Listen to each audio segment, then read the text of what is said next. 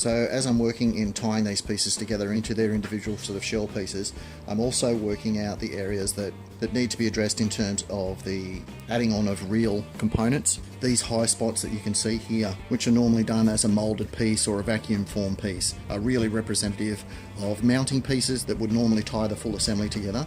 So I'm removing those from the surface of it so that I can make up real ones that will go into the true construction of it. Unfortunately, sanding those bits back do leave a hollow spot in the 3D print that I've got to fill in, but that's not too much of a problem in terms of filling in the divot that it creates. That will leave the overall surface generally flat. I am filling in these bits a little bit. That will just give me another reference, but when I recut those details, it'll be easier to match them to the original location.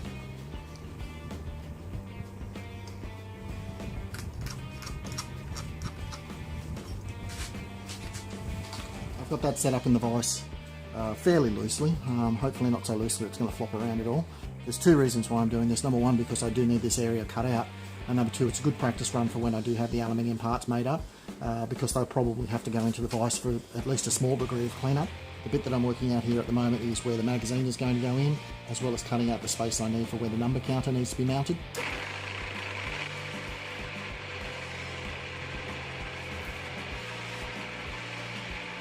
Oh, I've been sitting too long doing this. Oh, my back! That's been cut to a sort of pretty close to a fit. It's not quite a fit. I want to allow a little bit for when the metal's cast, that I can clean that area up so that it doesn't end up loose. Now I've got to clean up the other areas back to square as well, just to make that as tidy as it can be. So I've got those two pieces taped together so I can start working out the final alignment for the two halves. Position wise, it looks to be pretty close to what I'm after. The magazine length is a little bit longer than I need it to be, but that's not a problem.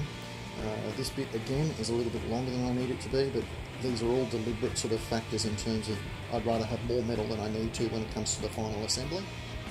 So all I really need to do now is work out the proper position of that so that they're a proper shell match.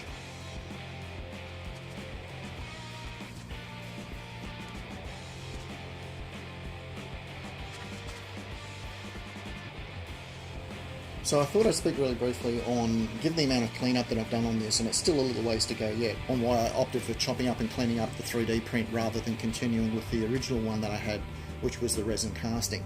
You can see there that the sizes, as I said in previous videos, is pretty close on, except for the magazine bit, which I've replaced from the resin piece. The biggest problem with the resin piece is that there's quite a bit of warping and rippling going on the surface of this piece, and that caused a couple of major issues with this one that I would have really struggled with.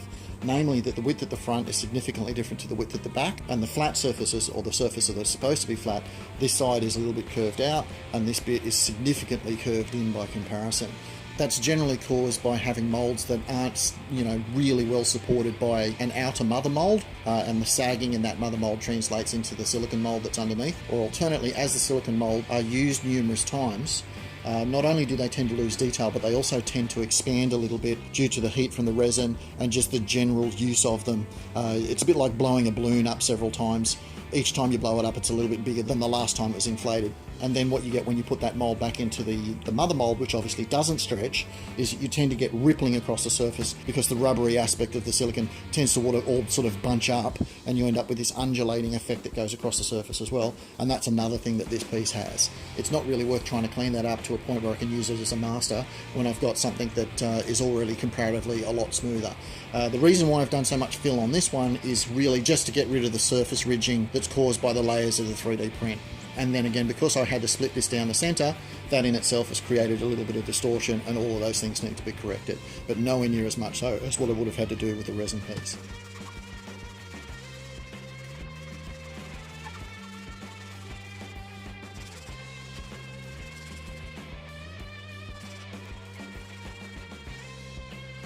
So I've made several passes over this to get it nice and cleaned up, and it's getting very close to being finished in terms of the outer surface. But because both of these parts were cut independently of each other, and also because it was only run through a bandsaw, the seam lines where the two halves come together was a little bit on the wobbly side. So I want to get the cleanest possible seam that I can when those two parts come together. So I've just put it down at the moment on the board. I've sort of greased that board up again with the detergent so that it separates really nicely. And once I've got the final cleanup done on this one, I can use that as a clamshell guide to add the other piece to it and bring those two seam lines to as clean a line as possible. You can see there that it's not very sharp, and that will allow me to put my spacer pieces in place and bring those two halves together so that it gives me the cleanest possible seam that I can get.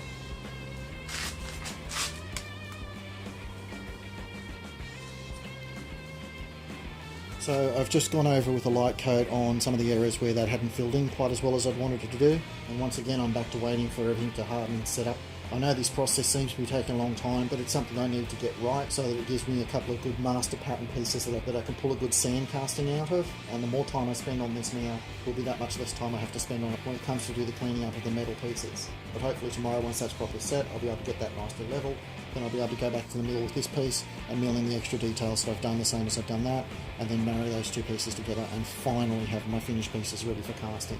But slowly but surely it is coming together. But that'll be the update for this time, guys. Thanks for watching. Talk to you next time.